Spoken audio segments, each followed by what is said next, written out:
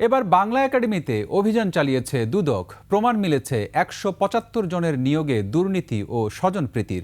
২০২২ সালে তৎকালীন ডিজি নুরুল হুদা সহ সংশ্লিষ্টদের চাকরির আবেদন থেকে শুরু করে প্রতিটি ক্ষেত্রে দুর্নীতির প্রমাণ পায় দুদক। এমনকি চতুর্থ শ্রেণীর কর্মচারীর নিয়োগে ১০ লাখ টাকা করে ঘুষ লেনদেনের অভিযোগ উঠেছে। আকবর হোসেন সুমনের রিপোর্ট। ২০২২ সালে ১৭৫ কর্মকর্তা কর্মচারী নিয়োগে জালিয়াতির খোঁজে অভিযানে দুদক।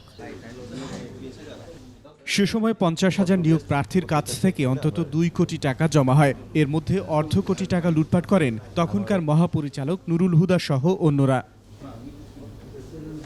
একইভাবে ৪,০০০ প্রার্থীকে লিখিত পরীক্ষায় উত্তীর্ণ দেখানো হলেও মৌখিক পরীক্ষায় ডাকা হয় মাত্র ৫০০ জনকে। তবে ফল প্রকাশ না করেই ১৭৫ জনকে নিয়োগের সুপারিশ করা হয়, যেখানে চুক্তিভিত্তিক নিয়োগকে স্থায়ীকরণ, আত্মীয় স্বজন ও কমিটির সুপারিশের ভিত্তিতে নিয়ম লঙ্ঘন করে চাকরি দেওয়া হয়। এমনকি কর্মচারী নিয়োগে ১০ লাখ টাকা করে ঘুষ নেন বাংলা একাডেমির সংশ্লিষ্টরা।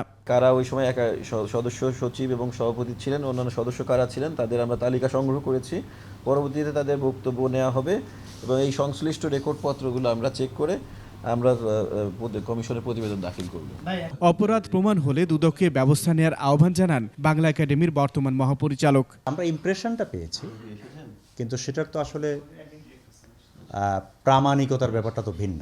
সেটা ধরা যাক কোনো ফর্মাল বডি যদি ইনভেস্টিগেট করে তাহলে সেটা তারা প্রক্রিয়াগতভাবে বুঝতে পারবেন, আইনিভাবে বুঝতে পারবেন। আপনি ইমপ্রেশন এবং আইনকে তো আলাদা করতে হবে। দুদক বলছে, রাজনৈতিক প্রভাব, কর্মকর্তাদের খেয়াল খুশি মতো নিয়োগের ক্ষেত্রে জড়িতদের বিরুদ্ধে তদন্ত করে ব্যবস্থা নেওয়া হবে। আকবর হোসেন সুমন, ২১ টেলিভিশন, ঢাকা।